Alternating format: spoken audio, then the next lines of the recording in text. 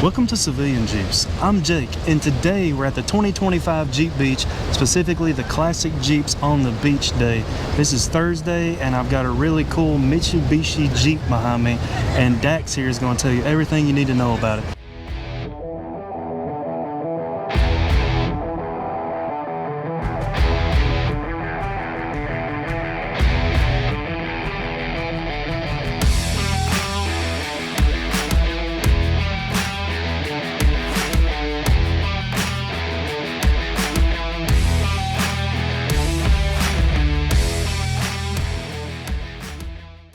My name is Dax. I'm in Lakeland, Florida, and this is my 1953 Mitsubishi Jeep. So, Mitsubishi Jeep, what exactly does that entail? What is this? So, from 1953 to 1997, Mitsubishi got the rights from Willys to reproduce the CJ3Bs, and then they just glorified it. With it, this one is a turbo diesel. It has a clone Dana 44 axles in it that Mitsubishi made for them. It's a 4-speed manual, and then it has a twin stick with a 4-to-1 transfer case into it. Okay. So, how long did Mitsubishi make these? Did you say 53 to 57? 53 to 97. 53 to 97? Yep. You just seen them across the pond, pretty much. Yep. So you have to import them over from Japan, and they stopped production on them and stopped shipping them over right now with all the different laws they changed. Okay. But from 93 to 97, they made them turboed intercooled. So how many do you think are in the U.S.? So I'm part of the North American Mitsubishi Jeep Club, and they said that there's probably less than 20 of them that are over here still. Less than 20. So this is an extremely rare Jeep to be in the U.S. So as far as the body goes, is this how they generally come from, the Mitsubishi factory? Yeah, it came just like this. When I got mine though, it was all clouded in giant chrome steps that we ripped all off. It had a chrome tailgate, chrome hood cover over there. Yeah. They used this at the market. We found it at a dealership over there. And then when it came over here, we just ripped all the chrome off of it. So you're the one that imported it? I have a buddy of mine that imported it over. He imports stuff from Japan all the time. Okay. What is the process, like, if you don't mind me asking? Just the short version. So basically, we contact only Dan's. He's the one that imports them, and then he'll send you a website to try to find things, and he'll find dealerships that carry whatever you want over there. So after you find what you want, you place your bid on it. They have to accept your bid. Once they accept the bid, they'll clean it up, do an inspection on it for you. You get an inspection sheet, and then after that, they take it over to port, load up on port, and then it sits there for, I got mine in like 4 months. Really? And then once it comes over to here, it arrives in Jacksonville at the port there, take it over to Tampa, then they have to go through, match all the VINs on it, because they're stamped on the VIN, on the frame, on the motor, and then on the tub. And then they make a new VIN plate for registration for it. To register it over here. Roughly, you don't have to get real technical, but roughly, what's the price cost? So minus the Jeep, it was roughly around like $2,800 for all your port fees. Okay. Your impact fees, your registration, and then your broker fees. Okay. So that's not terrible. So let's go ahead and pop the hood and let's get under there and see what we got going on. So you said this is a turbo diesel, or it's not turbo, just a diesel. Turbo. Oh yeah, there's the turbo. I see it. That's a small turbo.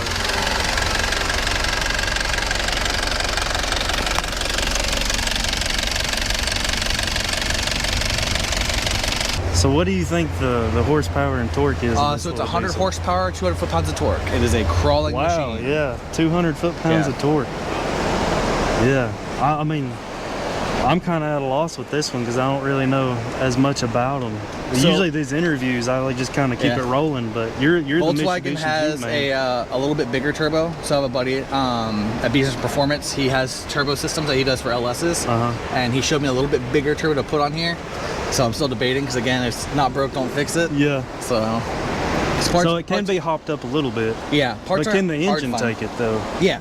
It can? Yeah, you can change out the glow plugs in it, and then bigger fuel injectors. Because this is just basically a glorified forklift motor from the military. Okay. So it'll probably run forever. Yeah, yeah. Can't kill it. So Yeah. have you done anything to it under the hood? So we put new batteries in it because the batteries that were in here were like a giant brick. Yeah. Changed out the V-belts. So trying to cross parts references Yeah. to get what I need has been hard. Like I had to replace steering stabilizer. That's Yep. from an 80s Bronco. Okay. And then the shocks that are on it had to be 2 inches longer than a CJ5 shock. So basically a CJ5 shock with a 2-inch lift. Yeah. Okay. In order to get it on there. Yeah. Like I said, I blew the other ones apart. So what's the, do you know like the model of transmission? Like you just, how many speeds is it? It's a 4-speed. Okay. So it's reverse and then 1, 2, 3, 4. Does it have like a granny first or is Yeah. it is? Yeah. If I put it in 4 low and put it in first, it will just crawl and pull anything. We on the farm we use it as a tractor. That is neat. You definitely don't see these. Is there a lift on it or is it Yeah, it's just a 2-inch lift. 2-inch lift? I Okay. think it's just a 2-inch shackle lift. So comparing it to, there's a 2A those that was are out here yeah. yesterday, and Yeah. I was comparing it. So Dana 44s front and rear. And that's 477 gears. And then we put a locker in the rear. Locker in the rear. Because So what size tires are these? these are 35. So when I got it, it had 33 15 wide Baja Belteds, and they were great, but they were date stamped in the 80s, so I had to take those off. Yeah. Put the 35s on, and they started self-clearing yesterday. So I got to go back and fix all this when I get it back to the house and do some body work. Still though, it's still cool. But she still cruises. 60's fun, 70's sketchy. It'll go 70? Yeah. Wow. I've had it on I-4 a few times. I I mean, like, even Tampa. 35s on a 3B is just crazy. Like, Yeah. you don't see 35s on a 3B at all. You really don't even see 33s. It'll be back on 33s tomorrow, and I'll be on the rocks at G Beach. We do the in extreme obstacle course. course? You do the extreme course with Yeah. it? We've done them at Jeep with Judd. We do all the courses there. We did Oh, G on the Beach last year, windshield. do all the courses there, Cracker Ranch. Like I said, I don't beauty it. We play Yeah. with it. Well, I mean, with the diesel, that'd be perfect. Yeah, Just load it's great around. on the rocks. It's funny seeing these $100,000 Rubicons be like, that's not a real Jeep, and then I put Yeah, and then past you them and climb up the you walls. go past them. Yeah. Yep. So it is right-hand drive. In the interior, you said you put the seats in it? Yeah, I had the same ones that were black. I just changed them to red. Yeah.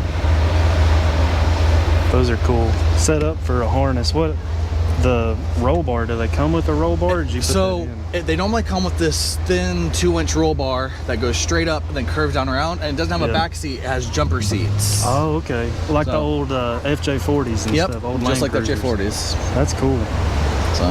So no back seat in it right now. No, but it I came mean, with the full soft top and doors, but the doors don't open straight like a normal door opens. It would open like a gull wing going up like this. Really? Because that's the line that they'd attach to, and it'd fold up like that. That is strange. So, but I That's snatched neat, those off though. the day I got it. Yeah. So it came with the soft top with it, with a bikini top too. So you pretty much use the bikini top most That's of all the time. we use. Yeah.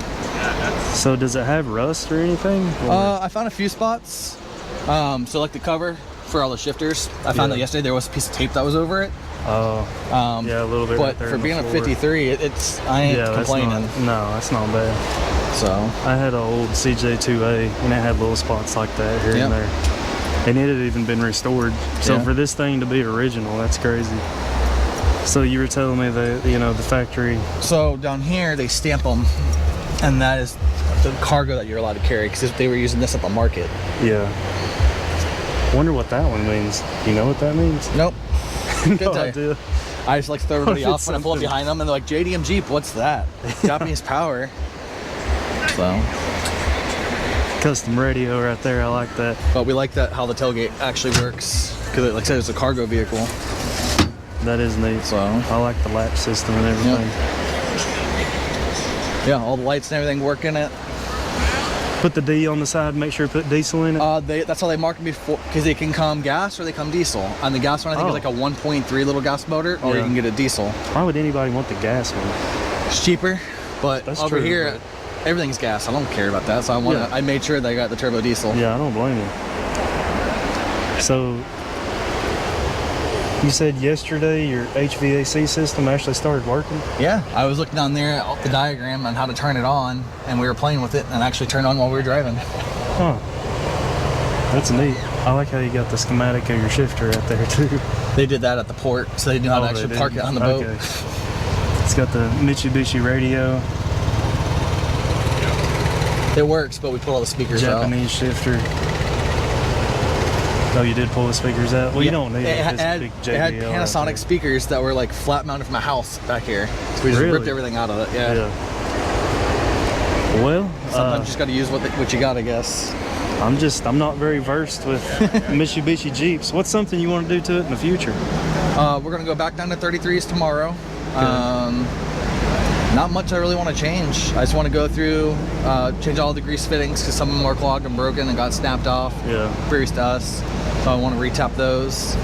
I want to change out the glove box because they have a different glove box on it where it's actually engraved, has a shift pattern for both of these. Oh, that'd be cool. Into it. Yeah. And then change the seats back out to another new set of red ones.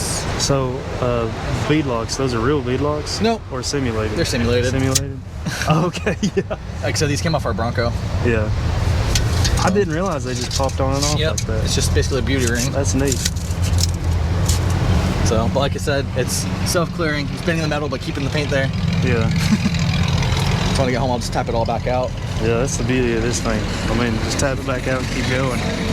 And then we want to change the steering out. I want to switch out to all Heim steering on the front. Yeah. Because they're tie rods, but they're welded in, so you can't just change them. You have to change the entire steering assembly every time you do it. Yeah, it's all welded.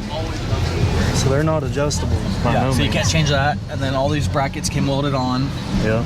So they came with grease fittings and everything, but everything's welded together. I don't know if that was factory or what, but we're gonna pull that up, put Heims on it, and then I gotta get diff covers for the front and rear because, like I said, I play on rocks. So here's the actual Jeep stamp in the hood. That's really neat. You can see it right there.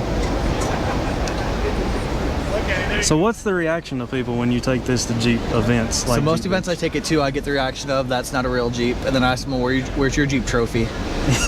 So, because it's mainly always like JKs that are out there. I'm like, yeah, you have a little minivan motor in here. Yeah, your just 3.8 and glorified 3.6. Fiat. Yeah. So they don't have a diesel in it. No. Well, they could. I guess the new JL has that eco diesel, but this one's way cooler. Yeah. Okay, so if somebody's interested in this Jeep, what kind of social media do you have? So this one will be on Facebook. It's going to be under Maximus Daximus Off-Road. Right. It's our business page. We buy, build, sell, trade Jeeps all over the world. So that's how you got this thing. Well, I sold my house and my buddy goes, hey, you need to get a JDM. I'm like, there's nothing I like. He's like, you can get a little Jimmy. I'm like, we can get those over here. Yeah. So he went to a port to go pick up some race car he ordered. And he's like, what is this? Took a picture of it, sent to him. I'm like, I don't know. Did some research, found it. And I go to the dealership, find me one. So we contacted this guy over there at a dealership and found it there, and they got it for me. Oh, that is sweet. That's a cool story, too. So closing it out here, anything you want to add before I wrap it up? No, this one is pretty much turnkey as is. We just need to upgrade a little things, go back down to 33s. 35s is just rough. It changes your shift pattern. Like I said, oh, here's a good question for you. If somebody wants to skip all the important things, would this ever be for sale? This one, no, I'm not allowed to sell or modify this one. This is our date Jeep. Oh, okay. We had our first date in this thing, and then 3 months later we got married, so. There you go. And that's Dax's 1953 Mitsubishi Jeep. And really cool, really neat. Like I said, I don't know a whole lot about it, but Dax sure does. And that was really neat to be able to talk to him and learn a little bit about this Jeep. So if you have any comments or questions about this, make sure to leave them below. And maybe Dax will log on, try to answer them for you. And, you know, when it comes to Jeeps, keep it classic.